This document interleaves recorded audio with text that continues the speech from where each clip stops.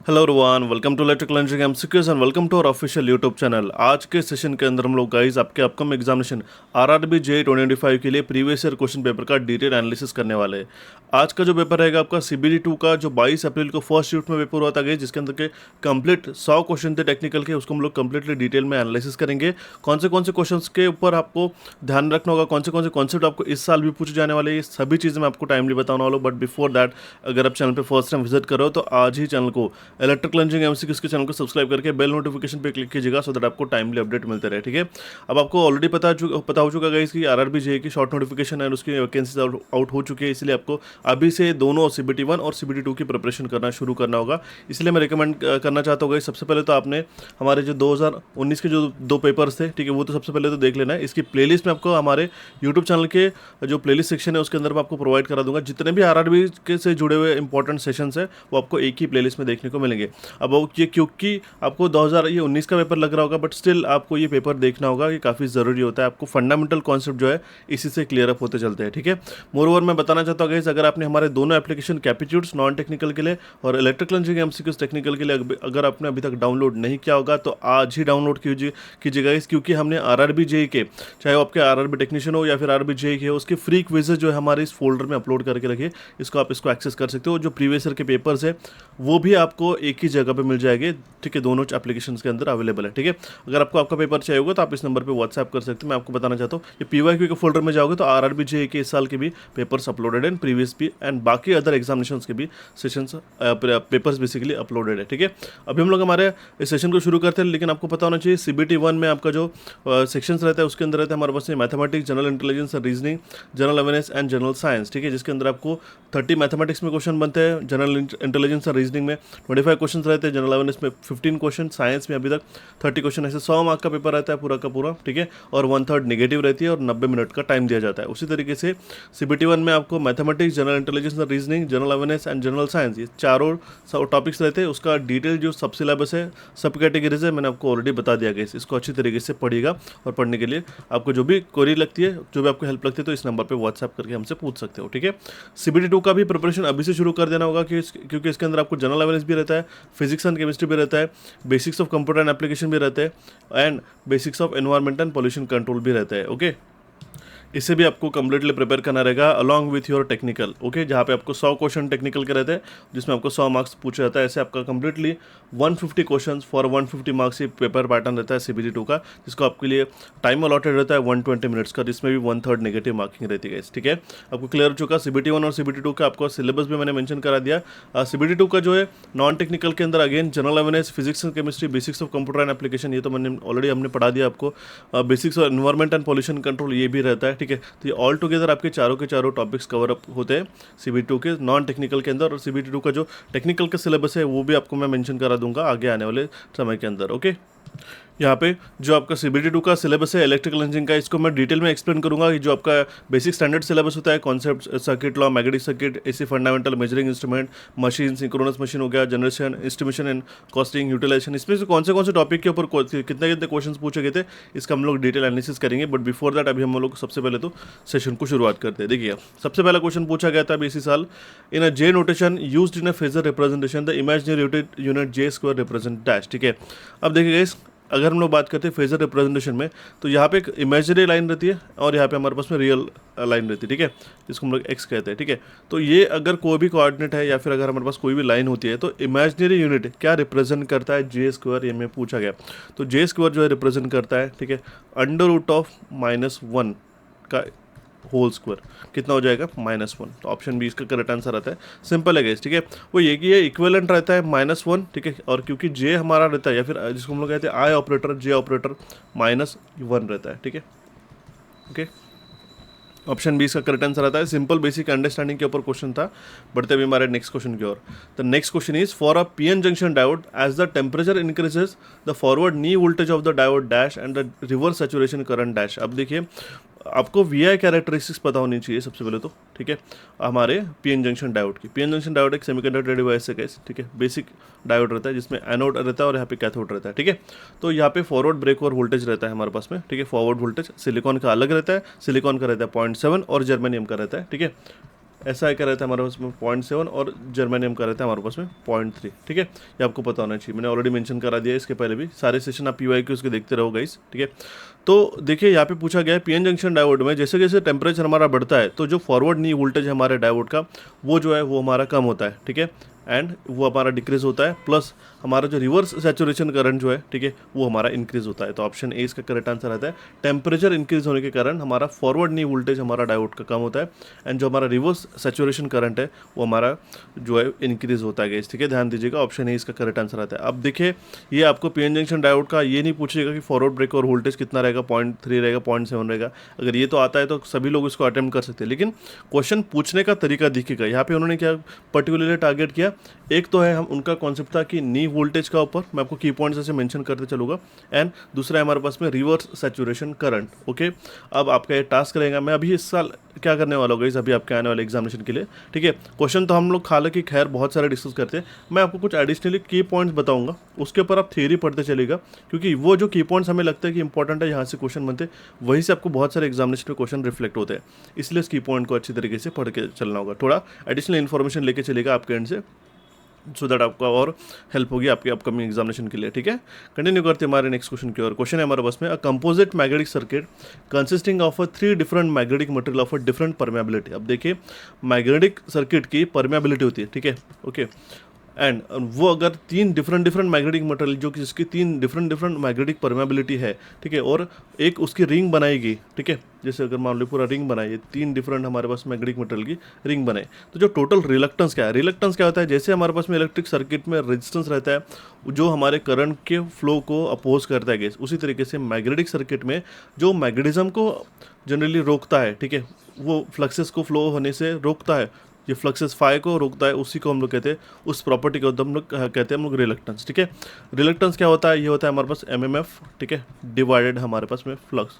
ये एनालॉगस है हमारे इलेक्ट्रिक सर्किट में, जैसे कि रेजिस्टेंस रहता है हमारे पास में EMF रहता है, डिवाइड बाय हमारे पास क्या रहता है, करंट, ओके, I, ये होता है रेजिस्टेंस, ये होता है हमारे पास में रिलक्टेंस। ओके, तो यहाँ पे क्या है, तो जो तीनों का हमारा, जैसे आपने देखा होगा कि 3 अलग अलग रेजिस्टेंस अगर हमने सीरीज में जोड़ दिया, ठीक है, ये मान लो ये डिफरेंट रेजिस्टेंस है R1, ये दूसरा रेजिस्टेंस है R2 और ये तीसरा रेजिस्टेंस है R3।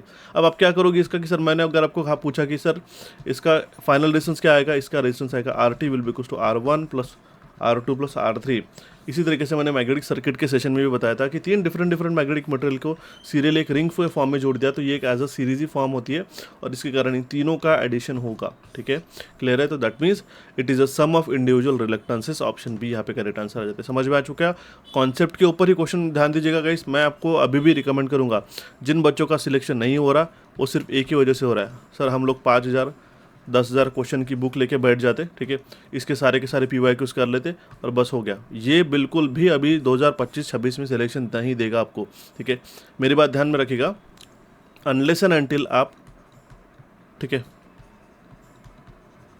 आपके कॉन्सेप्ट के ऊपर फोकस ना करोगे उसके बियॉन्ड उसका आप सिलेक्शन होगा ही नहीं, क्योंकि अभी वो ज़माना चला गया कि सारे के सारे प्रीवियस ईयर के क्वेश्चंस आपको एज इट इज पूछे जाएंगे। ये बिल्कुल भी नहीं होने वाला, बिल्कुल ध्यान दीजिएगा। ठीक है, ऑप्शन ए इसका करेक्ट आंसर है, ऑप्शन बी इसका करेक्ट आंसर है। तीनों की इंडिविजुअल रिलक्टेंसेस ऐड हो जाएगी उसके अंदर, just like a resistance. Okay, बढ़ते हुए हमारे नेक्स्ट क्वेश्चन की ओर। क्वेश्चन है हमारे पास में पूछा गया, the quality factor Q of a resonant circuit increases then what happens to the voltage magnification.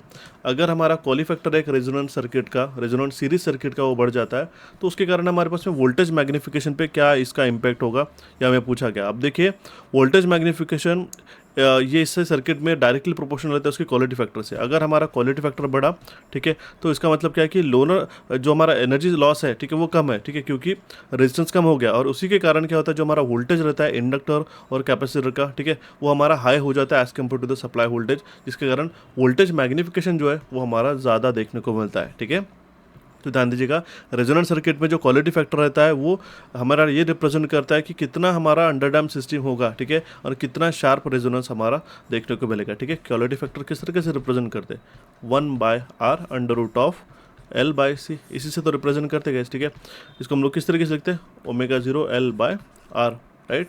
Clear हो चुका। ऑप्शन डी इसका करेक्ट आंसर आता है, it increases because of the energy losses decreases. ठीक है, अगर हमारा रेजोनेंट सीरीज सर्किट की बात की जा रही है, ठीक है, तो उस केस में हमारा क्वालिटी फैक्टर जो अगर हमारा बढ़ जाता है तो वोल्टेज मैग्निफिकेशन भी बढ़ेगा, क्योंकि लॉसेज जो है एनर्जी लॉसेस वो हमारे कम हो जाएंगे। ऑप्शन डी इसका करेक्ट आंसर आता है। एंड अगर आपने अभी तक चैनल को सब्सक्राइब नहीं किया तो जरूर सब्सक्राइब कीजिएगा, क्योंकि काफ़ी सारे इंपॉर्टेंट और टाइमली अपडेट आपको हम लोग देते रहते हैं। ठीक है, along with your PYQs as well. Continue करते हुए हमारे नेक्स्ट क्वेश्चन की ओर। The question is, during the no load test of a transformer the secondary winding is dash. ठीक है, अब देखिए नो लोड टेस्ट में, शॉर्ट सर्किट टेस्ट में हम लोग क्या करते हैं, दो मल्टीपल टेस्ट परफॉर्म करते हैं in order to get the electrical parameters. ठीक है, जो हमें रिजल्ट्स देते हैं, प्रोवाइड करते हैं हमारे ट्रांसफार्मर या फिर हमारे बेसिक मशीन्स को किस तरीके से एनालिसिस करना। ओके, तो अगर हम लोग नो लोड टेस्ट करते हैं तो सेकेंडरी वाइंडिंग जो है ओपन सर्किटेड रहती है, सिंपल है। ऑप्शन सी इसका करेक्ट आंसर आता है। ठीक है, एक आपको छोटा सा क्वेश्चन दे रहा होगा, इस मुझे बताओ ओपन सर्किट टेस्ट ट्रांसफार्मर के कौन से HV साइड में परफॉर्म की जाती है या फिर LV साइड में परफॉर्म की जाती है, ये मुझे कमेंट बॉक्स में कमेंट करके बताइएगा।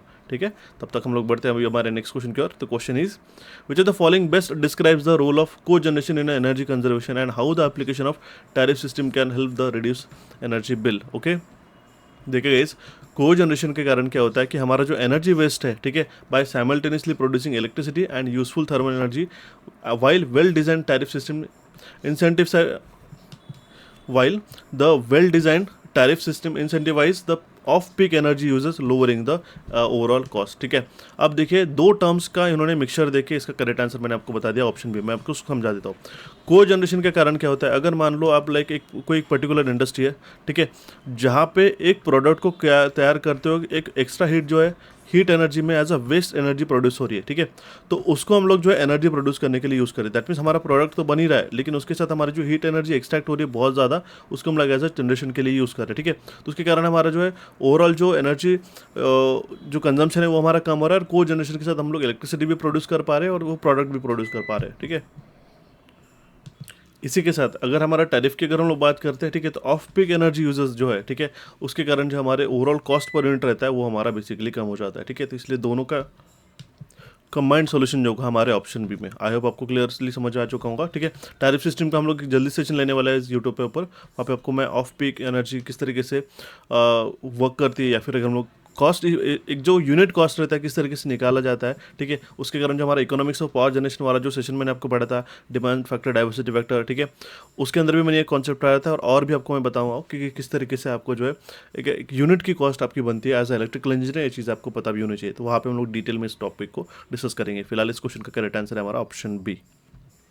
सो कंटिन्यू करते हुए हमारा नेक्स्ट क्वेश्चन की ओर। The question is, in a relay terminology what does the term pickup value refers to. ठीक है, अब हम लोग जब भी रिले की बात करते हैं, एक सेंसिंग डिवाइस है, एक हम लोग कह सकते हैं काइंड ऑफ ट्रांसड्यूसर है। ठीक है, तो जहाँ पे पिकअप वैल्यू का क्या अर्थ होता है ये समझिएगा। ठीक है, पिकअप वैल्यू एक ऐसी वैल्यू होती है इर्रिस्पेक्टिव ऑफ के करंट हो या फिर वोल्टेज हो, ठीक है, जिस थ्रेशोल्ड से अगर ये मान लो आपका वैल्यू है, ठीक है, एक स्टैंडर्ड अगर हम लोग बात करते हैं यहाँ पे 5 एम्पियर है, ठीक है, तो ये अगर हमारी 5 एम्पियर पिकअप वैल्यू हो जाती है, ठीक है, तो इसके बाद से वो सेंस करना, डिटेक्ट करना शुरू करता है। दैट मीन्स क्या होगा कि ये एक हमारा एक ऐसा मिनिमम वैल्यू होगा ऑपरेटिंग क्वांटिटी का, ठीक है, करंट या फिर वोल्टेज का, जो कि हमें रिले को एक्टिवेट करने के लिए रिक्वायर्ड रहता है। सिंपल है, ऑप्शन डी इसका करेक्ट आंसर रहता है। अब मुझे बताइए क्या ये डिफिकल्ट क्वेश्चन है? बिल्कुल भी नहीं, और ये इनफैक्ट ये इस साल का ही 2025 का ही पेपर है, अप्रैल में जो हुआ था। ठीक है, तो इसलिए मैं कहना चाहता हूँ अगर आपके कॉन्सेप्ट क्लियर है तो काफ़ी अच्छी तरीके से आप इस एग्जामिनेशन को क्लियर कर सकते हो। ठीक है, कंटिन्यू करते हैं हमारे नेक्स्ट क्वेश्चन की ओर। The question is, in a synchronous motor if the load angle exceeds 90 degree, ठीक है, अगर सिंक्रोनस मोटर में लोड एंगल 90 डिग्री से ज़्यादा बढ़ जाता है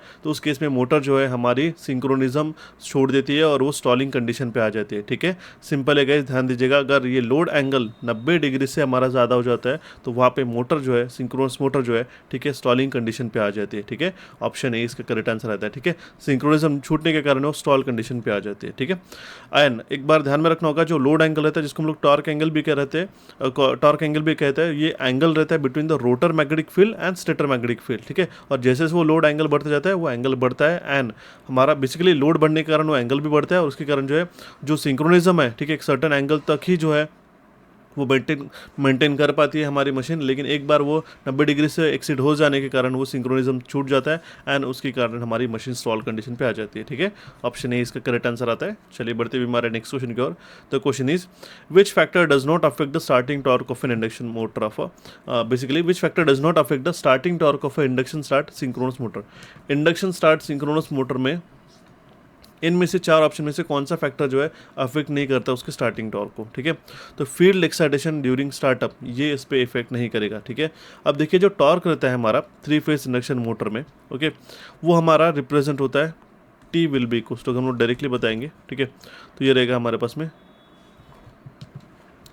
3 divide by omega S into V square divide by R2 square divide by S plus X2 square into R2 divide by S, ठीक है। तो अब देखिए यहाँ पे जो ऑप्शन में सप्लाई वोल्टेज भी है, ठीक है, गिवन रोटर रिएक्टेंस भी है एंड रोटर रेजिस्टेंस भी है, लेकिन फील्ड एक्साइटेशन ऐसे इस फॉर्मूला में मेंशन नहीं किया, बिल्कुल भी नहीं। तो ऑप्शन डी इसका करेक्ट आंसर आता है। कुछ जो एलिमेंट्री आपको फॉर्मूलेस होते हैं आपको पता होना चाहिए, जहाँ से आपके एग्जामिनेशन में क्वेश्चन पूछ जाते हैं काफ़ी फ्रिक्वेंटली, ठीक है। कंटिन्यू करते हैं हमारा नेक्स्ट क्वेश्चन की ओर। The question is EMF equation ही पूछा गया ट्रांसफार्मर का, जो कि सिंपल है guys, 4.44 into F into N into 5, ठीक है। ऑप्शन ई इसका करेक्ट आंसर आता है। अब यहाँ से डिपेंडेंट आपको न्यूमेरिकल्स भी बन सकते हैं, बहुत सारे एग्जामिनेशन में छोटे छोटे एलिमेंट्री फंक्शंस के आपके क्वेश्चंस एग्जामिनेशन में पूछे जाते हैं, ठीक है। ये आपको ईएमएफ इक्वेशन से पूछा गया था। हमने 100 क्वेश्चन को एनालिसिस किया तो, ठीक है। तो काफ़ी सारे क्वेश्चन जो आपके कॉन्सेप्चुअली थे, अगर आप पढ़ने की हैबिट रखते हो, ये मेरी बात ध्यान में रखिएगा, ठीक है। पढ़ने की अगर आपको हैबिट होती है, अच्छे तरीके से कॉन्सेप्ट को समझने की हैबिट होती है, आपका अगर इंग्लिश अच्छा है क्वेश्चन को समझने के लिए, फिर अगर हम बात कहेंगे कि हिंदी में क्वेश्चन को समझ पा रहे हो कि वो क्या पूछना चाह रहा है एग्जामिनर, तब आप एग्जामिनेशन में अच्छी तरीके से स्कोर कर सकते हैं। ये भी मेरी बात ध्यान दीजिएगा, ठीक है।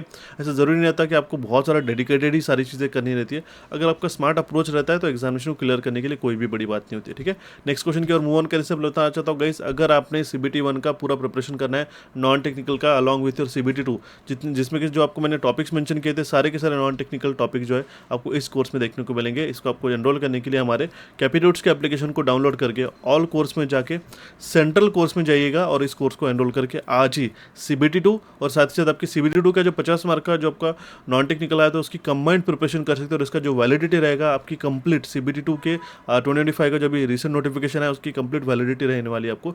इसलिए जो है आपको इसको अच्छी तरीके से एक्सेस करना होगा और आपकी पढ़ाई शुरू करनी होगी, ठीक है। कोई भी आपको हेल्प लगती है तो इस नंबर पे व्हाट्सएप कीजिएगा। एंड साथ ही साथ आपको टेक्निकल के भी कोर्सेज में रिकमेंड करना चाहता हूँ। CBT 2 के लिए जो कंप्लीट नॉन टेक्निकल का इलेक्ट्रिकल इंजीनियरिंग का आपका सिलेबस कवर कराता है, इसको भी आप एनरोल कीजिएगा हमारे इलेक्ट्रिकल इंजीनियरिंग MCQs के एप्लीकेशन में जाके, ऑल कोर्सेज में जाके आपको सेंट्रल कोर्स में इसको ये एक्सेस करके इसके प्रिपरेशन शुरू कर देनी है। दोनों CBT 1 प्लस CBT 2 आपको प्रिपेयर कर लेना है। सबसे पहले तो CBT 1 को क्लियर करने के टारगेट करना है, तो इसलिए आपको जब तक CBT 1 नहीं हो जाता तब आपको 70% आपको टेक्निकल को नॉन टेक्निकल को देना है, 30% आपका जो है वो आप दीजिएगा आपके नॉन टेक्निकल के प्रिपरेशन के लिए जब तक CBT 1 नहीं होता, ठीक है।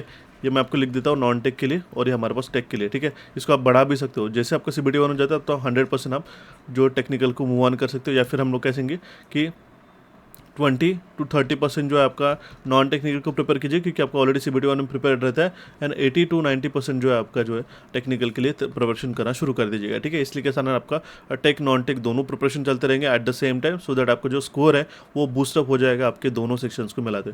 अब ये ज़माना चला गया कि सिर्फ टेक्निकल से आपके क्वेश्चन बनेंगे, ये भी बिल्कुल बात ध्यान दीजिएगा। आपको दोनों सेक्शन अच्छी तरीके से प्रिपेयर करना रहता है। इसलिए आपको कोई भी क्वेरी आती है इस नंबर पर जुड़े हुए, बेसिकली इस कोर्सेज से जुड़े हुए, तो आप इस नंबर पर व्हाट्सएप कर से हमसे गाइडेंस लेके इसको रिजॉल्व कर सकते हो गाइस, ठीक है। कंटिन्यू करते हैं हमारे नेक्स्ट क्वेश्चन की ओर। The question is which type of transformer is best suited for application that requires a low leakage reactance, ठीक है। अगर ऐसे एप्लीकेशन में जहाँ पे हमें लो लीकेज रिएक्टेंस चाहिए तो इनमें से कौन सा ट्रांसफार्मर हम लोग यूज़ करेंगे, तो शेल टाइप ऑफ ट्रांसफार्मर हम लोग वहाँ पे प्रेफर करेंगे, ठीक है। देखिए दोनों ट्रांसफार्मर के advantage as well as drawback होते हैं, ठीक है। जनरली जो हमारा कोर टाइप ऑफ ट्रांसफार्मर रहता है, ठीक है, वो हम लोग मीडियम टू हाई वोल्टेज के लिए यूज़ करते हैं, जैसे कि पावर जनरेशन हो गया, डिस्ट्रीब्यूशन हो गया, ठीक है। और जो शेल टाइप ऑफ ट्रांसफार्मर हो गया, ठीक है, वो हम लोग high voltage high power application के लिए यूज़ करते हैं, जैसे कि हमारे पास बेसिकली पावर स्टेशन में और इंडस्ट्रियल प्लांट्स के अंदर कुछ एप्लीकेशन रहते हैं, वहाँ पे हम लोग यूज़ करते हैं, ठीक है। शेल और कोर टाइप ऑफ ट्रांसफार्मर में बेसिक डिफरेंस आपको पता होना चाहिए, जहाँ से इसका डिफरेंशिएशन जो मैंने आपको ऑलरेडी चार्ट के फॉर्म में ऑलरेडी बता दिया गया है, उसको अच्छी तरीके से पढ़ के जाइएगा, ठीक है। ऑप्शन सी इसका करेक्ट आंसर आ जाता है। चलिए अभी बढ़ते हैं हमारे नेक्स्ट क्वेश्चन की ओर। The question is with reference to the energy band diagram of the NPN BJT bipolar junction transistor with NPN region की बात की जा रही है, ठीक है। यहाँ पे there exist a dash space charge region and a maximum band bending at the dash junction, ऐसा बताया गया, ठीक है। अब देखिए NPN ट्रांजिस्टर की हम बात करें तो 3 रीजन यहाँ पे पर्टिकुलर रहते हैं, वो NPN, PNP भी रहता है और NPN भी रहता है, ओके। इसके 3 टर्मिनल्स रहते हैं, आपको पता होना चाहिए। एक तो रहता है हमारे पास मीटर, ओके, ये होता है हमारे पास में बेस एंड ये होता है हमारे पास में कलेक्टर। ओके, तो देखिए गाइस यहाँ पे दो हमारे पास स्पेसेस रहते हैं, स्पेस चार्ज रीजन प्रेजेंट रहते हैं, ठीक है, इसलिए हमारे पास ऑप्शन बी और सी में गिवन है। लेकिन जो हमारे पास में मैक्सिमम बैंड बेंडिंग जो रहता है, ठीक है, वो रहता है हमारे पास में बेस और कलेक्टर रीजन में। ऑप्शन सी इसका करेक्ट आंसर रहता है। बेस कलेक्टर रीजन में जो है मैक्सिमम जो है हमारा बैंड बेंडिंग रहता है। ओके, क्योंकि ध्यान दीजिएगा गाइस, ये हमारा रिवर्स बायस होने के कारण यहाँ पे जो डिप्लेशन रीजन जो है हमारा बढ़ जाता है, ठीक है, वाइड हो जाता है, एंड उसके कारण जो इलेक्ट्रिक फील्ड जो है इंक्रीज होने के कारण हमारा पोटेंशियल डिफरेंस जो है वो भी हमारा वहाँ पे ज़्यादा हो जाता है, ठीक है। एंड जो हमारा इमिटर बेस जंक्शन है फॉरवर्ड बायस होने के कारण जो है बैंड बेंडिंग जो है यहाँ पे हमारा कम रहता है, यहाँ पे ज़्यादा रहता है। यही सिंपल कॉन्सेप्ट के ऊपर क्वेश्चन पूछा गया था। ओके, ऑप्शन सी इसका करेक्ट आंसर रहता है। अब मैं आपको बताना चाहता हूँ यहाँ पे क्या है ऐसा मैक्सिमम बैंड बेंडिंग वगैरह ऐसे टर्मिनोलॉजीज रहती है। एक तो एग्जामिनेशन का पीयर प्रेशर रहता है आपको, और उसमें ऐसे टर्म्स आपको देखते हैं तो ये कन्फ्यूज होकर आप इसको तो छोड़ के चले जाते बच्चे, नहीं तो उसको है गलत मार्क करके आ जाते थे। इसलिए मैं मेंशन करूंगा कुछ टेक्निकल टर्म्स जो होते हैं डिफरेंट जो आजकल पूछी जा रही है आपको पता होना चाहिए। मैं ये आज जो है बैंड बेंडिंग ये आपको मैं की पॉइंट बताऊंगा, इसके बारे में थोड़ा और एडिशनल पड़ेगा, ठीक है। अब देखिए जो बच्चा सीरियस है, जो चीज़ें मैं बता रहा हूँ वो अगर फॉलो करेगा तो डेफिनेटली उसका सिलेक्शन होगा, ठीक है। नॉट नेसेसरीली कि आपको हर एक चीज़ें जो आपको की पॉइंट वाइज ही चलनी है, बट जो आपको मैं एडिशनल बताते चल रहा हूँ along with your existing one, वो अगर आप ध्यान में रख लेते हो तो अच्छी तरीके से बात आपको बन जाती है, ठीक है।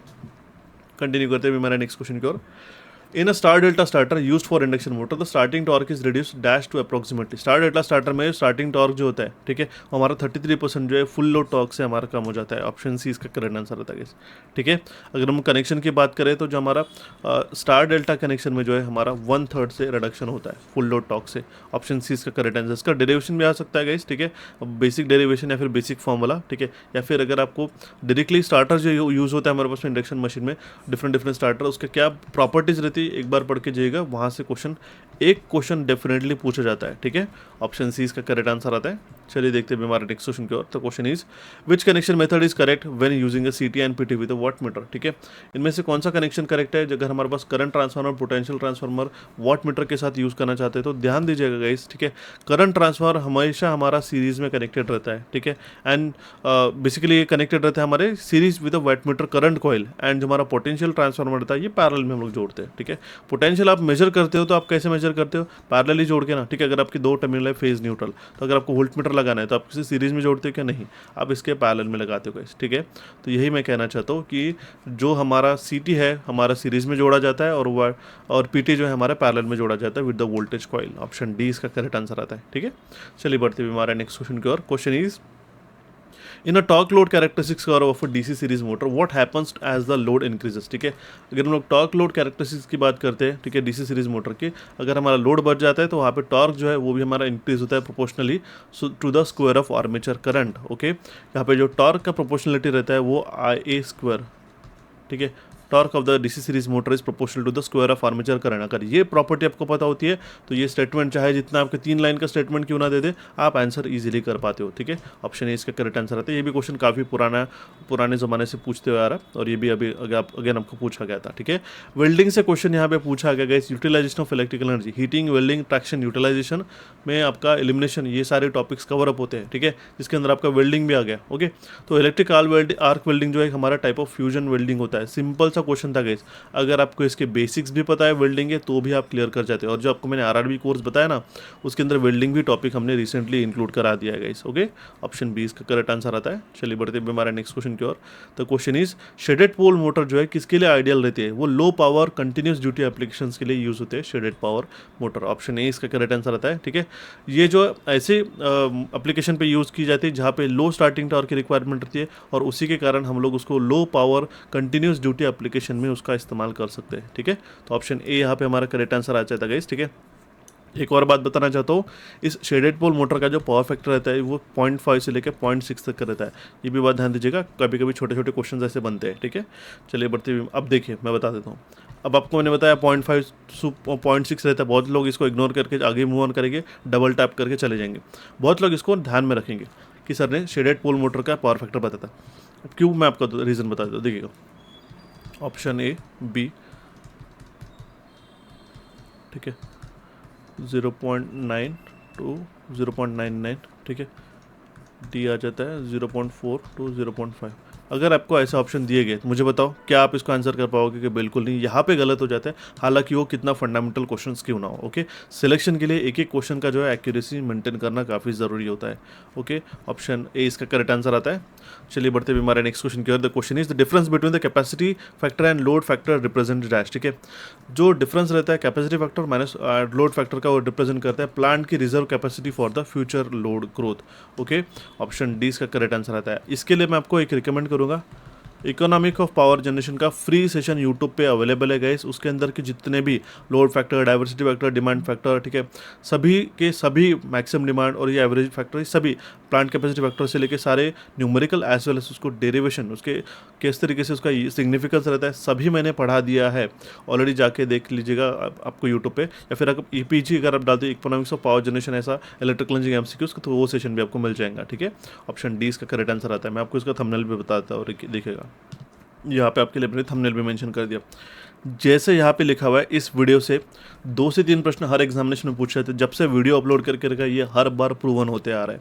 इसको अगर आपने नहीं देखा होगा तो बहुत इंपॉर्टेंट क्वेश्चंस आप मिस कर रहे हो। इसके लिंक आपको मैं डिस्क्रिप्शन बॉक्स में प्रोवाइड करा देता हूँ, या फिर अगर आप चाहते हो कि आज को आरआरबी के प्लेलिस्ट में डाल दूँ तो मुझे येस और नो करके बताइएगा। ठीक है, कंटिन्यू करते हैं हमारे नेक्स्ट। और येस और नो के सामने ये भी लिखेगा ये सर इकोनॉमिक्स वाला सेशन भी उस प्लेलिस्ट में ऐड करवा दो करके, तो वो भी आपको करवा दूंगा। ठीक है, डोंट वरी। ऑप्शन इसका क्वेश्चन करेक्ट आंसर था डी। ठीक है, सो अब हम लोग कंटिन्यू करते हैं हमारे नेक्स्ट क्वेश्चन की ओर। क्वेश्चन है हमारे पास में, what is the main drawback of using N induction generator in a grid connected wind turbine. ठीक है, ग्रिड कनेक्टेड विंड टर्बाइन में अगर हम लोग इंडक्शन जनरेटर यूज करते हैं तो उसका ड्रॉबैक क्या होगा, डिसएडवांटेज क्या होगा, ये हमें पूछा गया। देखिए, इसके अंदर जो है आपको एक्सटर्नल रिएक्टिव पावर जो है ग्रिड से वो रिक्वायर्ड रहती है, यही इसका मेजर ड्रॉबैक होता है। It requires external reactive power from the grid. Option C इसका करेक्ट आंसर आता है। मुझे बताओ गाइस, अब जो प्राइमरी ड्रॉबैक है इसका, ठीक है, क्योंकि वो हमारा रिएक्टिव पावर कंज्यूम कर रहा है, ग्रिड से वो लेता है, ठीक है, उसके ऑपरेशन को कंटिन्यू रखने के लिए, ये एक इसका मेजर ड्रॉबैक है। अब क्या इसके साथ आपके जो है ये कॉन्सेप्ट क्लियर है या नहीं, मुझे बताओ कि आपका बेसिकली ये जो इंडक्शन जनरेटर है वो सिर्फ और सिर्फ एक्टिव पावर ग्रिड को प्रोवाइड नहीं करता। ठीक है, वो जो है वो ड्रॉ भी करता है रिएक्टिव पावर, जो कि उसको मैग्नेटिक फील्ड को क्रिएट करने के लिए उसको रिक्वायर्ड रहती है। ठीक है, उसके ऑपरेशन के लिए, देखिए इंडक्शन जनरेटर के ऑपरेशन के लिए मैग्नेटिक फील्ड क्रिएट होती है। ठीक है, उस मैग्नेटिक फील्ड को क्रिएट करने के लिए कौन सा पावर दिखता है हमारे पास, रिएक्टिव पावर। और ये रिएक्टिव पावर आएगा कहाँ से, ये तो सीधा सीधा वो एब्जॉर्ब करेगा हमारे ग्रिड से ही। ठीक है, तो यही उसका एक हमारा ड्रॉबैक बन जाता है, जो हमारा करेक्ट आंसर रहता है ऑप्शन सी। ठीक है, आपको इसीलिए हमने जो 3D पावर प्लांट के सेशन पढ़ाए गए, जिन लोगों ने भी आरआरबी जेईई का कोर्स ले रखा है उनको पता है ऑलरेडी। ठीक है, कि हमने पावर प्लांट पूरा 3D के अंदर पढ़ाए थे, उसके अंदर मैंने एक्सप्लेन भी किया ये सारे के टर्म्स। ठीक है, किस तरीके से आपको जो है कॉन्सेप्चुअली ये विंड टर्बाइन वगैरह सारी चीज़ें वर्क करती है। तो यही से आपके क्वेश्चंस बनते हैं, चाहे नो मैटर व्हाट कितने भी आप क्वेश्चंस लगा लो, अगर आपके कॉन्सेप्ट्स क्लियर नहीं तो आप एग्जामिनेशन नहीं क्लियर कर सकते, ध्यान दीजिएगा। ठीक है, कंटिन्यू करते हुए हमारे नेक्स्ट क्वेश्चन की ओर। The question is, what is a bias stability factor S for the fixed bias circuit. Fixed bias circuit के लिए बायस स्टेबिलिटी फैक्टर रहता है S is equal to 1 plus beta.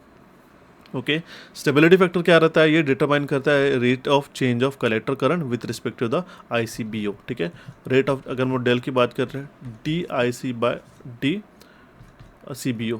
ठीक है, ये होता है हमारा स्टेबिलिटी फैक्टर। और अगर हम लोग फिक्स्ड बायस सर्किट की बात करें तो ये इसका एक क्वेश्चन आ जाता है S is equal to 1 plus beta.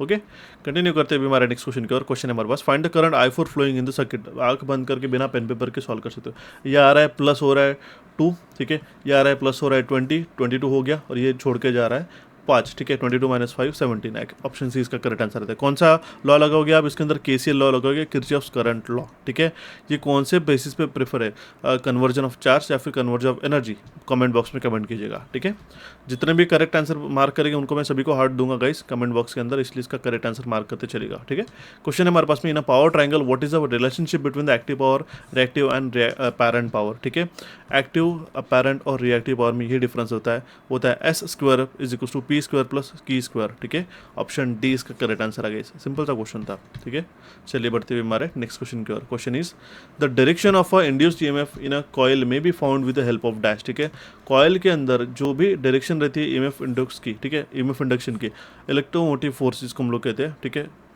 उसकी डायरेक्शन कौन से लॉ से पता कर सकते हैं, वो हम लोग फ्लेमिंग के राइट हैंड रूल से पता कर सकते हैं। ओके, ऑप्शन ए इसका यहाँ पे करेक्ट आंसर आ जाता है। चलिए बढ़ते हुए हमारे नेक्स्ट क्वेश्चन की ओर। The question is which underground cable laying method requires a reexcavation for load expansion making modification costly. ठीक है, इनमें से कौन सी केबल लेइंग मेथड जो है जिसके अंदर री एक्सकेवेशन फिर से खुदाई करने की जो है हमारे पास ज़रूरत रहती है अगर हम लोग लोड एक्सपांड करते तो, जिसके कारण मॉडिफिकेशन जो है हमारी कॉस्टली हो जाती है। ठीक है, वो तो ट्रूफ लेइंग जो है इसका करेक्ट आंसर आता है हमारा ऑप्शन डी। ठीक है, ट्रूफ लेइंग के अंदर जो है अगर हमारा लोड बढ़ जाता है तो अगर हमें फिर से उसकी मॉडिफिकेशन करने होगा केबल्स के अंदर, तो वहाँ पे जो है हमारे पास में ये इसका कॉस्ट जो है बढ़ जाता है। ठीक है, ओवरहेड के अंदर इजीली हो जाता है, डायरेक्ट लेइंग के अंदर भी हो जाता है, ड्राइंग सिस्टम के अंदर भी हो जाता है, लेकिन ट्रूफ लेइंग के अंदर जो है ये चीज़ें हमारा एक कंसिडरेबल फैक्टर बढ़ जाता है जो हमारा एक ड्रॉबैक भी हो जाएगा इसके अंदर। ठीक है, कंटिन्यू करते हुए हमारे नेक्स्ट क्वेश्चन की ओर। तो question is why is an electrodynamometer type wattmeter used as a standard instrument in laboratories. ठीक है, इलेक्ट्रोडायनामीटर टाइप वाटमीटर जो है हम लोग एज अ स्टैंडर्ड इंस्ट्रूमेंट करके ही क्यों यूज़ करते हैं, बाकी इंस्ट्रूमेंट भी तो है हमारे पास में। ठीक है, क्योंकि जो है उसकी एक्यूरेसी ज़्यादा है और प्रिसीजन भी उसका ज़्यादा होने के कारण जो है उसके हम लोग यूज़ करते हैं। ठीक है, ऑप्शन ए इसका करेक्ट आंसर आता है। एक्यूरेसी हाई होने के कारण और प्रिसीजन अच्छा होने के कारण हम लोग जो है इलेक्ट्रोडायनामीटर टाइप वाटमीटर का इस्तेमाल करते हैं। Okay, let's continue to the next question. The question is which of the following component is responsible for atomizing the fuel in a diesel engine। ठीक है, इनमें से कौन सा कंपोनेंट जो है रिस्पॉन्सिबल है एटोमाइजिंग द फ्यूल। ठीक है, एटोमाइजिंग द फ्यूल मतलब क्या होता है, कभी भी आपने देखा होगा पेट्रोल जो और एयर मिक्सचर होता है, ये मान लो पेट्रोल हो रहा है, ठीक है, और एयर मिक्सचर हो रहा है, ऐसा नहीं कि इसके अंदर मिक्स करके डायरेक्टली फीड कर दिया इंजन को, ये ऐसा बिल्कुल नहीं होता है। आपने कार्बोरेटर का नाम सुना होगा। ठीक है, कार्बोरेटर को अभी रिप्लेस कर दिया गया है फ्यूल इंजेक्टर द्वारा। ठीक है, फ्यूल इंजेक्टर द्वारा ये क्या करता है, पेट्रोल के और एयर के वो स्मॉलेस्ट फाइन मॉलिक्यूल्स बनता है ताकि हमारा जो बर्निंग है पेट्रोल बर्निंग वो इजीली हो सके। एटोमाइजिंग मतलब क्या होता है, छोटे छोटे जैसे कि फवारे उड़ रहे हैं, ठीक है, स्पार्क छोटे छोटे जैसे अगर पेट्रोल का पूरा एक लाइक घनत्व है उसका। ओके, तो इसको अब जो है स्प्रे जैसा स्प्रे कर रहे हो विद एयर। ठीक है, एयर के साथ मिक्स करके, ठीक है, दैट मीन्स उसका एटोमाइज कर रहे हैं, छोटे छोटे पार्टिकल्स क्रिएट कर रहे हो इस एयर और पेट्रोल के मिक्सचर का, जिसके कारण उसकी एफिशिएंसी बढ़ सके, बर्निंग एफिशिएंसी हमारी बढ़ सकती है। तो ये होता है इंजेक्टर के अंदर। ओके, ऑप्शन ए इसका करेक्ट आंसर आता है। देखिए कार्बोरेटर यूज़ नहीं होता है, ऑप्शन ए इसका करेक्ट आंसर होता है। ठीक है, कार्बोरेटर जनरली मिक्स करने के लिए यूज होता है, इसके बाद जो है इंजेक्टर काफ़ी इंपॉर्टेंट हमारा एक टर्म आ जाता है, ऑप्शन ए यहाँ पे करेक्ट आंसर आता है। ठीक है, और हाँ वन मोर थिंग, ये डीजल इंजन के अंदर बाय द वे यहाँ पे देखिए डीजल इंजन की बात की जा रही है तो कार्बोरेटर डीजल इंजन में नहीं होता है गैस। ठीक है, वो कॉम्प्रेशन प्रिंसिपल के ऊपर वर्क करता है। ठीक है, diesel engine. IC engine basically internal combustion engine को आपको अच्छी तरीके से पढ़ना होगा, जहाँ से आपको एक क्वेश्चन पूछा गया था। ठीक है, क्वेश्चन और एक और चीज़ है, अगर हम लोग आपको चाहिए होगा तो कुछ मैकेनिकल के टर्म्स जो अगर आपको पूछे जाते हैं इस साल जैसे पूछे गए, तो अगर आपको उसका सेशन चाहिए होगा एंड डायरेक्टली सेपरेटली तो वो मुझे बताइएगा, मैं बता दूंगा आपको। ठीक है, क्वेश्चन है हमारे पास में which of the following statement is not correct regarding to the vector method in AC circuit analysis. इनमें से वेक्टर मेथड से जुड़ा हुआ कौन सा स्टेटमेंट जो है करेक्ट नहीं है इन एसी सर्किट एनालिसिस। ठीक है, तो सिंपल है, ऑप्शन बी इसका करेक्ट आंसर आता है। Phasors in a vector method rotate in a clockwise direction in the complex plane, ये बताया गया है। ओके, ऑप्शन बी यहाँ पे करेक्ट आंसर आता है, ये करेक्ट स्टेटमेंट नहीं है। ओके, यहाँ पे क्या बताया गया, क्लॉकवाइज डायरेक्शन बताया गया। जनरली वो जो फेजर रहता है, ठीक है, वेक्टर मेथड में ये ऑन काउंटर क्लॉकवाइज जाता है, रोटेट होता है। आपने देखा होगा जैसे आप ये कहते हो कि कौन लीड कर रहा है कौन लैग कर रहा है, तो आप कौन से रेफरेंस को देखते हो, ये इसी साइड में ना। ठीक है, काउंटर क्लॉकवाइज देखते हो ना, एंटी क्लॉकवाइज तो देखते हो, यहाँ पे क्लॉकवाइज बताया गया, ये स्टेटमेंट का लिख हो जाएगा। ठीक है, the next question is find the total current fed at the sending end A. ठीक है, in the given ring distributor ABC। ठीक है, यहाँ पे जो है रिंग डिस्ट्रीब्यूटर की बात की जा रही है। ठीक है, यहाँ पे जो करंट फीड हो रहा है, ठीक है, eight the sending and A, ठीक है, ये हमें कैलकुलेट करना होगा इस। ठीक है, तो अगर मान लो ये हमारा जो करंट फ्लो हो रहा है इस नोड A से, ठीक है, ये हो रहा है हमारा IA। ओके, जो इम्पिडेंस रहेगा AB एंड AC का वो हमारा सेम है। ठीक है, अब देखिएगा इस AB का भी सेम है और AC का भी सेम है। ओके, तो जो करंट है I जो है डिवाइड होगा इक्वली दोनों इसमें। ठीक है, यहाँ पे भी सेम जाएगा, यहाँ पे भी करंट डिवीजन रूल से किसका इंपेडेंस सेम होने के कारण हमारा सेम दोनों भी करंट जाएगा। ठीक है, तो अगर हम लोग बात करते IBC की, ठीक है, तो वो कितना हो जाएगा IA, देखिए IA/2 क्योंकि सेम है, डिवाइड बाय 2 करेंगे हम लोग माइनस। अब देखिए यहाँ पे जो है हमारे पास में हमें पोलर फॉर्म में वैल्यूज़ लेनी पड़ेंगी। यहाँ पे करंट कितना है गाइस BC, यहाँ से हमारे पास में 8 at an angle of, angle कितना रहेगा इसका, ये रहेगा हमारे पास में 0.6 का इन्वर्स। ठीक है, कॉस इनवर्स ऑफ 0.6, इसका वैल्यू आ जाता है हमारे पास में 53.13। ओके, 53.13। ओके, ये तो आ गया IBC का। अगर हम लोग KCL लगाते हैं एट नोड C, ओके, तो वो क्या हो जाएगा हमारे पास में, I divide by 2 minus 8 angle of 53.13 plus I divided by 2 my equals to, total current कितना है यहाँ पे हमारे उसमें 12 है, ठीक है, 12 एट एन एंगल ऑफ, देखिए कॉस फाई का जो वैल्यू है हमारे पास में, कॉस इनवर्स ऑफ ये 0.8 अगर हम लोग लिखते हैं तो ये कितना आ जाता है 36.86। ओके, तो इसको फर्दर सॉल्व करने के बाद जो हमारे पास में वैल्यूज़ निकल के आएंगी, ये तो वैल्यूज़ हमारे पास में रेक्टेंगुलर फॉर्म में बताई गई है, ठीक है, इसलिए हमें इसको कन्वर्ट करना पड़ेगा एट द सेम टाइम। तो अब देखिए इसको एडिशन होगा, अगर हम लोग उसकी बात राइट हैंड साइड लेके जाते तो, और यहाँ पे I डिवाइड बाई 2 और I डिवाइड बाई 2, ये हमारा कितना हो जाएगा, हमारा IA will be equals to, okay, तो इसको डायरेक्टली अगर 8 एट एन एंगल ऑफ 53.13 और यहाँ पे 12 एट एन एंगल ऑफ 36.86, इनके दोनों का एडिशन करते हैं। बट लेकिन देखिए एडिशन और सब्सट्रैक्शन जो है जनरली रेक्टेंगुलर फॉर्म में होता है, मल्टीप्लिकेशन डिवीजन हम लोग पोलर फॉर्म में करते हैं। ओके, तो अब हम लोग तो डायरेक्टली कैलकुलेटर से कैलकुलेट करके आपको बता रहे हैं, लेकिन इसका मैं डेडिकेटेड सेशन लेके आया हूँ, डेडिकेटेड सेशन का लिंक आपको बताने वाला हूँ, रेक्टेंगुलर और पोलर मल्टीप्लिकेशन एंड डिवीजन का, उसका भी लिंक आपको मैं डिस्क्रिप्शन बॉक्स में दे देता हूँ कि मैंने वहाँ पे एक्सप्लेन किया किस तरीके से उसको कन्वर्ट किया जाता है। अभी हम लोग उस मेथड को करेंगे तो उसको और 20-30 मिनट्स इसी को समझाते हुए लग जाएगा यहाँ पे, ठीक है। तो वो सेशन का अगर आपको लिंक चाहिए तो मुझे मांग लीजिएगा, वो आपको मैं बता दूंगा, ठीक है। तो इसका एडिशन करते तो हमारे पास में वैल्यू आता है 14.4 प्लस J 13.6, ओके, एम्पियर। ये इसका करेक्ट हमारा आंसर निकल के आता है, ऑप्शन डी जिसका करेक्ट गिवन है। ओके, तो देखिएगा इस क्वेश्चन काफ़ी सिंपल होता है, लेकिन यही एक एक क्वेश्चन जो है सिलेक्शन के लिए काफ़ी ज़्यादा मायने रखते हैं, ठीक है। कंटिन्यू करते हुए हमारे नेक्स्ट क्वेश्चन की और क्वेश्चन है हमारे पास में, पोलैरिटी जो है ट्रांसफार्मर की किस तरीके से वेरीफाइड कर सकते हैं, ठीक है। अगर हम लोग वोल्टमीटर से अगर हम लोग वोल्टमीटर से मेजर करते हैं वोल्टेज डिफरेंस है, तो हम लोग पोलैरिटी आसानी से निकाल सकते हैं, ठीक है। पोलैरिटी रेफर करती है relative direction of voltages primary और सेकेंडरी वाइंडिंग में, ठीक है। और जब हम लोग पैरेलल कनेक्शन करते हैं ट्रांसफार्मर का, तो उस केस में जो है फेज सेंसिटिव होने के कारण, ठीक है, तो पैरेलल ऑपरेशन के केसेस में हमारे पास पोलैरिटी पता होना जरूरी होता है। तो हम लोग बाय यूजिंग वोल्टमीटर हम लोग वोल्टेज डिफरेंस को मेजर करके भी पोलैरिटी पता कर सकते हैं। ऑप्शन ए इसका करेक्ट आंसर आता है। The next question is what is the key factor in installation and costing of electrical system for commercial building, ठीक है।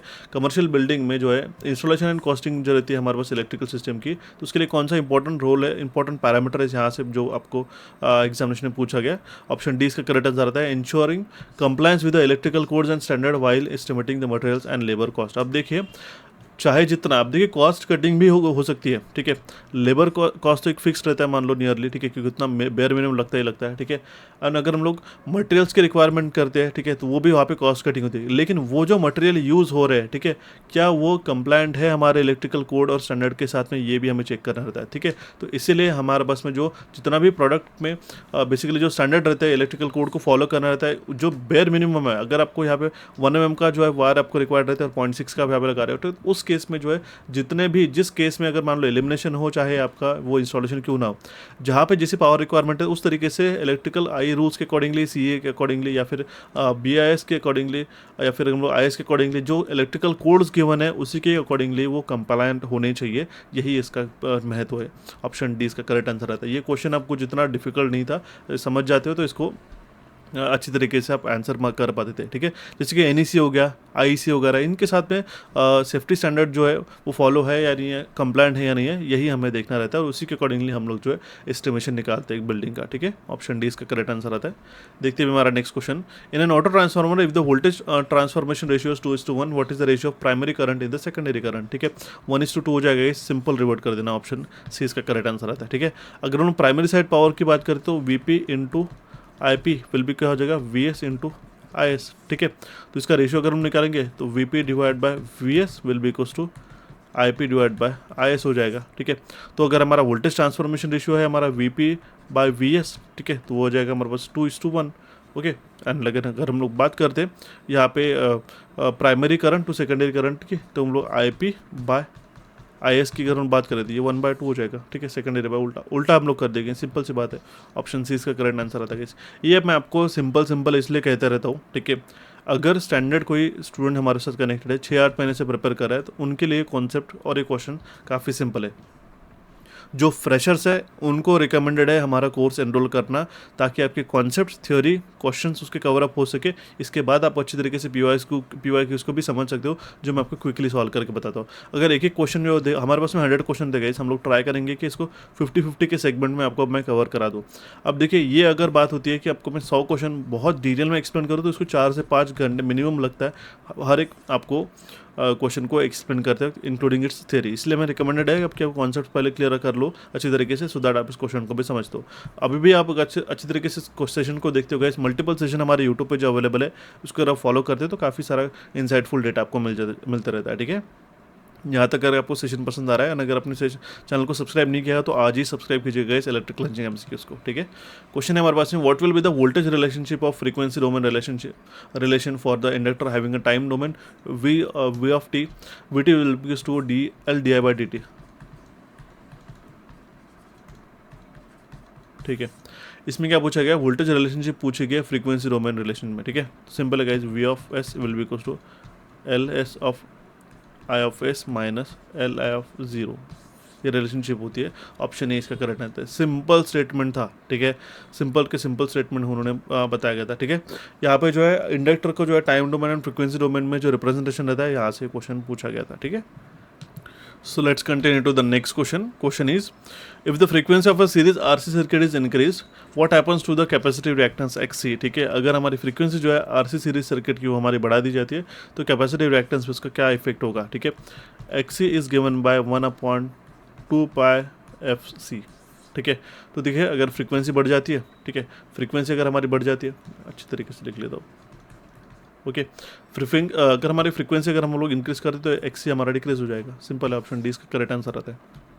क्वेश्चन को लिखने की भी जरूरत नहीं, डायरेक्टली आप आंसर मार्क कर सकते थे। ठीक है, क्वेश्चन है हमारे पास में, ना single phase distributor 2 kilometre long has a line impedance of 0.2 plus J0.3 ohm per kilometre. It supplies a load at the far end where the voltage is VB is 100 volt. यहाँ पे हमारे पास 100 volt voltage है और जो current है हमारे पास 100 amperes का है। ठीक है, at the unity power factor, additionally a load of 100 ampere at a 0.8 power factor lagging is connected at its impedance at its midpoint। ठीक है, यहाँ पे हमने मिड पॉइंट पे हमने फिर से 100 एम्पियर का और 0.8 पावर फैक्टर का लोड कनेक्ट कर दिया, तो यहाँ पे वोल्टेज ड्रॉप कितना होगा मिड पॉइंट पे, या हमें पूछा गया गाइस। ठीक है, अब देखिए सारे वैल्यूज़ गिवन है, तो अगर हम लोग वोल्टेज ड्रॉप निकालते हैं मिड पॉइंट पे, तो वो हम लोग उसके लिए हमें वोल्टेज ड्रॉप कितना है मिड पॉइंट पे, ये हमें निकालना होगा by using the basic terminologies itself. ठीक है, तो अगर पावर फैक्टर जो है हमारा 1 है,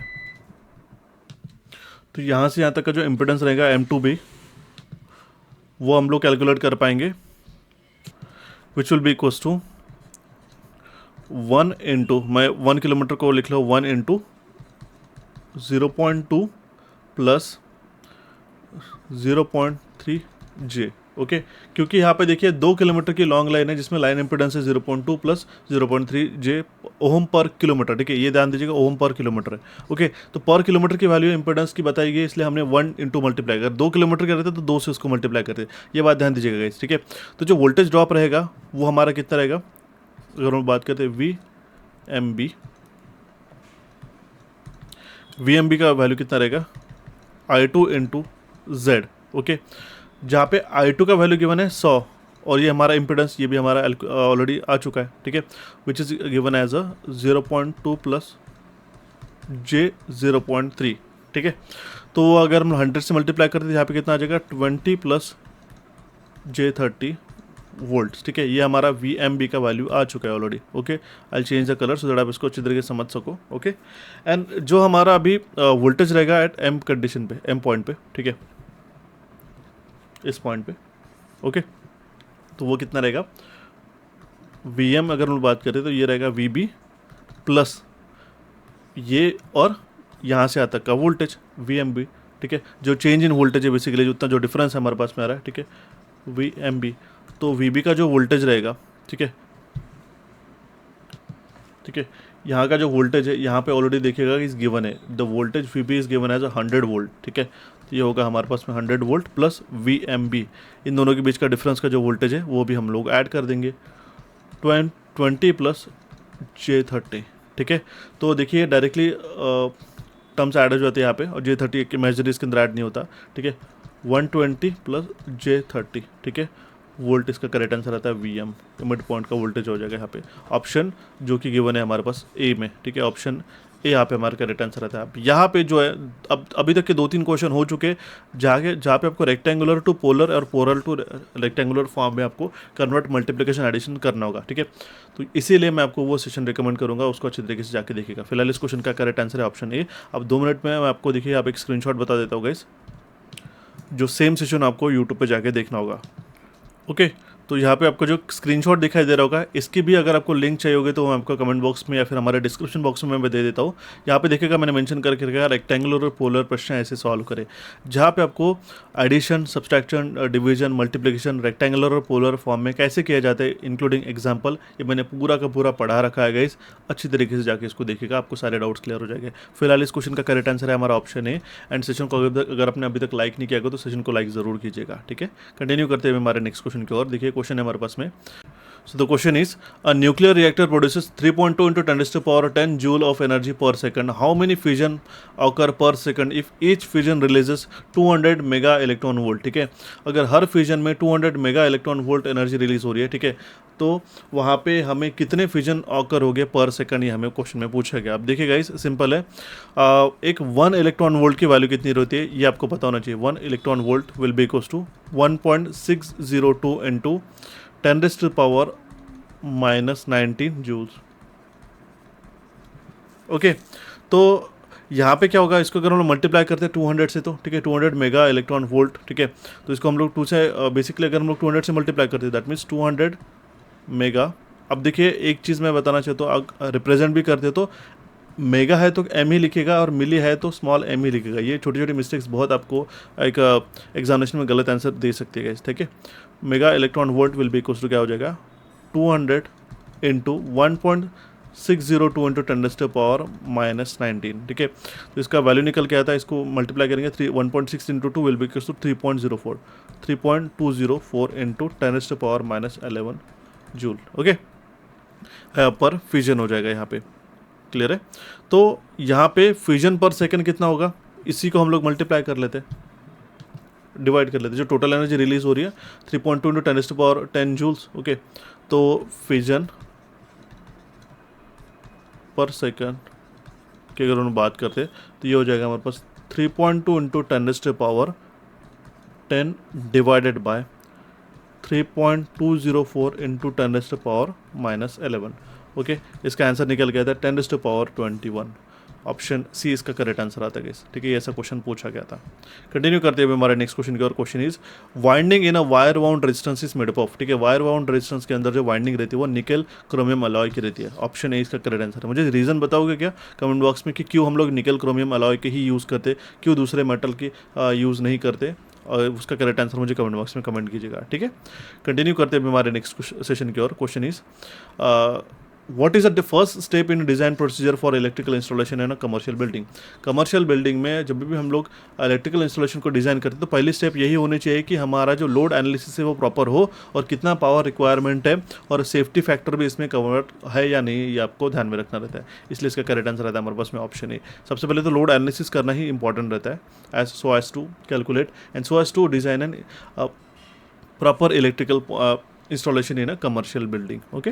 कंटिन्यू करते हैं हमारे नेक्स्ट क्वेश्चन की और। The question is, in a large scale solar PV plant why is a string inverter technology preferred over a central inverter in some cases, ठीक है। स्ट्रिंग इन्वर्टर टेक्नोलॉजी क्यों प्रीफर की जाती है सेंट्रल इन्वर्टर के मामले में, ठीक है, मुकाबले। तो वो क्या होता है, पावर लॉसेज जो है शेडिंग और मिसमैच के कारण जो पावर लॉसेज होता है उसको हम लोग कम करते हैं in this string inverter technology. इसलिए इसका करेक्ट आंसर रहता है हमारे पास में ऑप्शन डी। ये पीवी से जुड़ा हुआ लेटेस्ट क्वेश्चन है गाइज 2025 का, इसको नोट करके रखेगा, ये पूछा जा सकता है जरूर, ठीक है। कंटिन्यू करते हैं हमारे नेक्स्ट क्वेश्शन की ओर। क्वेश्चन है हमारे पास में, in a series RLC circuit total impedance का मिनिमम रहता है गाइस जब हमारा एक्सएल एक्सी के बराबर हो जाता है, ठीक है। इंडक्टिव रिएक्टेंस 2πfl जब हमारा 1/2πfc के बराबर हो जाता है, ठीक है, तब हमारा पूरा का पूरा circuit as a resistive circuit करके बिहेव करता है और उस केस में जो है हमारा सीरीज रेजोनेंस में जो है इम्पीडेंस मिनिमम ऑफर होता है, तो जो टोटल इम्पीडेंस रहेगा वो रहेगा हमारे पास XL is equals to XC। Option B इसका करेक्ट आंसर आता है, ठीक है। जिसके कारण प्योरली रेजिस्टिव सर्किट तो बिहेव करता ही करता है, और उसका वैल्यू जो रहता है इम्पीडेंस का वो भी हमारा मिनिमम रहता है, ठीक है। ये भी बात आपको पता होनी चाहिए। ऑप्शन बी इसका करेक्ट आंसर आता है। कंटिन्यू करते हैं हमारे नेक्स्ट क्वेश्चन की ओर। लैम्बर्ट्स कोसाइन लॉ, ये आपका एलिमिनेशन से पूछा गया, यूट्यूब पे काफ़ी बार पढ़ा चुका कोई, जब से चैनल हमने इंट्रोड्यूस किया गया, ठीक है, तब से हर एक examination Lambert cosine law elimination से पूछा जाता है। एलिमिनेशन का एक डेडिकेटेड सेशन मैंने 2 से 3 सेशन ऑलरेडी यूट्यूब पे पढ़ा रखे हैं, उसको जाके देख लीजिएगा, सारे के सारे क्वेश्चन वहीं से बनते हैं, ओके। तो जो एंगल रहता है थीटा, वो मेजर किया जाता है किसके बीच में, इंसिडेंट लाइट और नॉर्मल के बीच में। ऑप्शन सी इसका करेक्ट आंसर रहता है। लैम्बर्ट कोसाइन लॉ जो है वो डिफाइन करता है एलिमिनेशन ऑफ अ सरफेस जो कि डायरेक्टली प्रोपोर्शनल रहता है cosine of the angle between normal to the surface and direction of the incident line. तो उससे ये उन्होंने क्वेश्चन क्रिएट किया गया, इसकी जो एंगल रहता है वो किसके बीच का रहता है, ठीक है। ये तो 100% अगर आपको नहीं पता है तो गलत ही आंसर मार्क करके आओगे, ठीक है। तो ध्यान दीजिएगा, ऑप्शन सी इसका करेक्ट आंसर रहता है। इंसिडेंट लाइट एंड नॉर्मल के बीच का एंगल रहता है एंगल थीटा, ओके। कंटिन्यू करते हुए हमारे नेक्स्ट क्वेश्चन की ओर। The question is how many type of heating elements are commonly used in electric ion.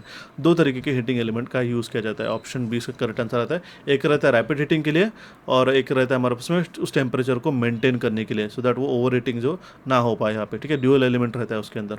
Option B इसका करेक्ट आंसर आता है, ठीक है। The next question is what is the primary purpose of estimation and costing in a unit earthing for a commercial installation, ठीक है। Primary purpose क्या है estimation and costing का यूनिट अर्थिंग के लिए, in unit earthing for a commercial installation, तो वो है to determine the materials, labour and cost required for a safe and effective earthing system. Again estimation and costing से तीसरा question हो चुका अभी तक के, तो ये टॉपिक काफ़ी इंपॉर्टेंट है आपके लिए, ध्यान दीजिएगा, ठीक है। जो यूनिक टॉपिक्स बनते गए उसी को आपको अच्छे तरीके से फोकस करना रहता है, ठीक है। Let's continue to the next question. The question is identify the correct statement related to the switching speed of a BJT. Bipolar junction transistor की जो स्विचिंग स्पीड रहती है, इनमें से इसका कौन सा स्टेटमेंट करेक्ट होगा, वो है हमारे पास option C. The switching speed of a BJT is less compare to the switching speed of a MOSFET। Obvious बात है, metal oxide semiconductor field effect transistor की जो स्पीड है, स्विचिंग स्पीड, वो हमारी ज़्यादा होती है as compare to the bipolar junction transistor, ठीक है। ऑप्शन सी इसका यहाँ पे करेक्ट आंसर आता है। चलिए बढ़ते हुए हमारे नेक्स्ट क्वेश्चन की ओर। The question is a 0.5 shunt resistor is use to measure the current with a CRO। If the measured voltage drop is 5 volt, what is the current, ठीक है। एक 0.5 ओम का शंट रजिस्टर यूज किया गया है to measure the current with a CRO, ठीक है। तो देखिए गाइस, उसका करंट कितना रहेगा, हमें पूछा गया 5 डिवाइड बाय हमारे पास रेजिस्टेंस कितना है 0.5, 10 इसका आंसर आ जाएगा, 10 एम्पियर। ऑप्शन ए इसका करेक्ट आंसर आ जाएगा। सिंपल सी तो बात है, करंट ही तो निकालना है, क्या इसमें ज़्यादा दिमाग लगाने की बात है। लेकिन क्योंकि हम लोग डिफिकल्ट ऐसे कॉन्सेप्चुअल क्वेश्चन देख के आते, तो ये भी क्वेश्चन हमें कन्फ्यूजिंग सा लगता है और यहाँ पे हम लोग ब्लैंक हो जाते हैं एग्जामिनेशन में। ये मेरी बात ध्यान दीजिएगा, ऑप्शन ए यहाँ पे करेक्ट आंसर आता है। The next question is which of the following is a critical factor in installation and estimation of agricultural। अब देखिए फिर से इंस्टॉलेशन का चौथा क्वेश्चन अभी तक पूछा गया, चौथा या फिर पांचवा। इंस्टॉलेशन एंड एस्टिमेशन निकालना होगा एग्रीकल्चरल पंप और फ्लोर मिल्स की, ठीक है, फ्लोर मिल्स की। तो वहाँ पे क्या इंपॉर्टेंट है, हम लोग कैलकुलेट करते हैं पावर रिक्वायरमेंट और सिलेक्ट करते हैं appropriate protective devices. Option D इसका करेक्ट आंसर आता है। ये हमारा प्राइमरी गोल होगा, क्रिटिकल फैक्टर होगा हमारे उसके लिए, ठीक है, सिंपल है। The next question is if the Laplace transform of a voltage across the capacitor value is 0.5 farad is VC of S equals to 1 upon S square plus 1, the value of current through the capacitor at T is equals to 0 plus will be dash, ठीक है। Question में पूछा गया value of current through the capacitor at T is equals to 0 plus, ठीक है। तो जो current रहता है थ्रू द कैपेसिटर वो बताया जाता है IC will be equals to C dVC by dt, okay. तो जहाँ पे dVC बाई dt क्या है, ये हमारा rate of change of capacitor voltage है, ओके। तो अगर हमारे पास कैपेसिटर का वैल्यू गिवन है जो कि हमारे पास 0.5 फैराड है, ठीक है, तो VC of S will be given as a 1 upon S square plus 1, ठीक है। ये क्या हो जाएगा हमारे पास साइन T, सिंपल है, ठीक है, बेसिक फॉर्मूला है। तो अगर हम लोग बात करते हैं dVC बाय dt की, इसको हम लोग फर्दर कैलकुलेट करते तो ओके, ये कितना हो जाएगा हमारे पास में cos t, ठीक है। इसको अगर हम देखें VC ऑफ S के वैल्यू हमारे पास में साइन टी के वैल्यू हो गया 1 अपॉन S स्क्वायर प्लस 1 जो कि हमारे पास साइन टी हो गया, ठीक है। इसको हम लोग डेरिवेट करते तो यहाँ पे आ जाएगा हमारे पास में cos t, ठीक है। तो IC का वैल्यू कितना आ जाएगा, ठीक है, जो कि हमारे पास कितना मेंशन है हमारे पास 0.5 cos ऑफ t, ठीक है। dVC बाई dt का वैल्यू आया cos ऑफ t, ठीक है। IC का वैल्यू कितना है हमारे पास में IC will be equals to 0.5 cos of t। तो जो करंट रहेगा कैपेसिटर से at T plus at T is equal to 0 plus condition में, ठीक है। तो वो कितना रहेगा, सिंपल है, I C will be 0.5 cos of 0 which is again given as a 0.5 ampere. I C इसका करेक्ट आंसर आ जाता है, ठीक है। ऑप्शन बी इसका करेक्ट आंसर आता है। छोटे छोटे कॉन्सेप्चुअल क्वेश्चन बनते हैं, ठीक है। The next question is why does the Kelvin's law give the different conductor sizes for two identical system, ठीक है। केल्विन लॉ जो है दो डिफरेंट कंडक्टर साइजेस क्यों देता है, दो आइडेंटिकल सिस्टम के लिए, ठीक है। अब देखिए केल्विन्स लॉ जो है हमारा इकोनॉमिकल साइज ऑफ कंडक्टर जो है हम लोग निकालते हैं। आपको पता होगा इकोनॉमिकल साइज ऑफ कंडक्टर कौन से लॉ से दिया जाता है, केल्विन्स लॉ। बहुत बार कॉमनली एक बच्चों वाला क्वेश्चन बहुत बार प्रीवियसली एग्जामिनेशन में पूछा गया। अब इन्होंने थोड़ा एडवांसमेंट ला के ये क्वेश्चन पूछा कि वाई डज केल्विन लॉ जो है दो अलग अलग डिफरेंट कंडक्टर साइजेस क्यों देते हैं दो आइडेंटिकल सिस्टम के लिए। दो अगर सेम सिस्टम है फिर भी उनके लिए कंडक्टर साइजेस क्यों डिफरेंट रहती है, हमें पूछा गया।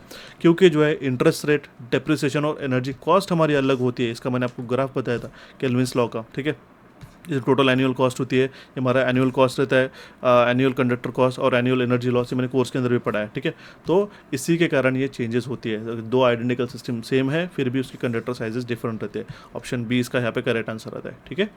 चलिए बढ़ते हुए हमारे नेक्स्ट क्वेश्चन की ओर। The question is power of an electrical system is measured in, ठीक है। पावर जो है हम लोग वाट में मेजर करते हैं। ऑप्शन डी इसका करेक्ट आंसर आता है, ठीक है। The next question is which of the following is a key characteristics of a slip ring induction motor. Slip ring induction motor का इंपॉर्टेंट कैरेक्टरिस्टिक्स कौन सा है इसका, कि उसकी स्टार्टिंग टॉर्क जो है हमारा हाई रहता है और लो स्टार्टिंग करंट होता है, ठीक है। ऑप्शन बी इसका करेक्ट आंसर रहता है। क्यों होता है, क्योंकि स्लिप रिंग इंडक्शन मोटर में हम लोग जो है रेजिस्टेंस जो है ऐड कर सकते हैं उसके रोटर सर्किट्स में, ठीक है। तो रोटर रेजिस्टेंस के द्वारा जो है हम लोग उसका स्पीड टॉर्क कैरेक्टरिस्टिक्स को चेंजेस कर सकते हैं, ठीक है। ऑप्शन बी इसका करेक्ट आंसर आता है गाइस। नेक्स्ट क्वेश्चन की ओर मूव ऑन करते हैं। The question is which of the following statement regarding to the active power in an AC circuit is incorrect, ठीक है। एसी सर्किट्स में जो एक्टिव पावर रहता है इसमें से कौन सा स्टेटमेंट करेक्ट है हमें पूछा गया। अब देखिए एक्टिव पावर हम लोग किससे रिप्रेजेंट करते हैं, V I cos of phi से, बराबर है। लेकिन अगर आप देखते हो तो यहाँ पे ऑप्शन सी में गिवन है active power is given by V I sine phi in an AC circuit, जो कि सरासर गलत हो जाएगा, ठीक है। ऑप्शन सी यहाँ पे इसका इनकरेक्ट स्टेटमेंट हो जाएगा और ये इसका करेक्ट आंसर भी आ जाएगा, ठीक है। तो ये थे गाइस हमारे फर्स्ट 50 क्वेश्चन जो आपके आरआरबी जेईई के सीबीटी 2 के एग्जामिनेशन में पूछे गए थे टेक्निकल के।